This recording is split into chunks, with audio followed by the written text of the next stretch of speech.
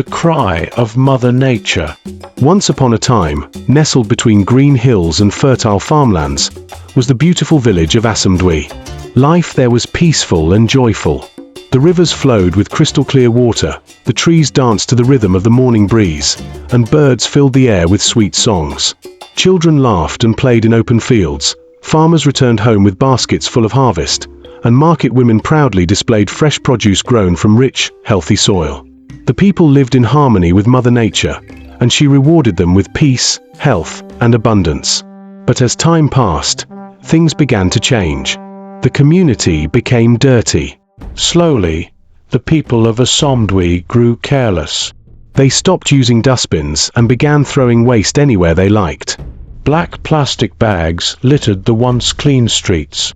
The gutters overflowed with dirty water and stinking rubbish. Mosquitoes and flies buzzed around the marketplace and stagnant pools.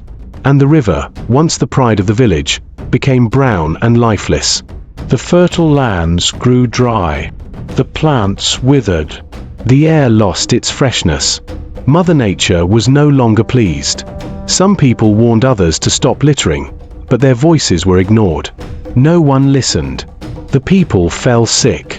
Then, disaster struck. A terrible cholera outbreak spread across the village. The young were dying. The youth were dying. The old were dying. The only hospital in Assamdui was filled beyond capacity. Children burned with fever, mothers cried for help, and elders lay too weak to move. A cloud of sorrow covered the land. The once happy village became a place of mourning. In the midst of the crisis, three friends, Kwabena, Afia, and Kojo, rose to speak. Standing in the village square, they cried out, "Let's clean our community before it's too late," shouted Kwabena. "The filth is making us sick," warned Afia. "Mother Nature is punishing us," Kojo declared. But the people only laughed. "We have more important things to do than picking rubbish," they said, shrugging off their words. And the filth remained. One day, the village doctor gathered the people and made a shocking announcement. "The filth in this village is killing us," he said. "The mosquitoes from the dirty gutters are spreading malaria. The rotting waste carries germs that poison our children. If we do not act now, more of us will die." The villagers were stunned. Silence fell. Heads dropped in shame. They had ignored the warnings, and now they were suffering. Hearing the cries of his people, Nana Osei Kwadwu, the wise king of Assamdui, called for a great meeting. He stood before his people and spoke. "Change is difficult, but it must start with us. We cannot go on like this. If we do not clean our land, we will perish." For the first time, the people listened. They finally understood. But could they change? At first, no one moved. But Kwabena, Afia, and Kojo were not afraid. They picked up brooms, hoes, and rakes. They swept the streets. They cleared the gutters. They cleaned the market square. "If we do not keep our community clean, posterity will judge us," they declared. Seeing their courage, others began to join. The elders left their verandas and picked up brooms. The market women scrubbed their stalls. Children ran through the village, gathering rubbish with excitement. And then, something incredible happened.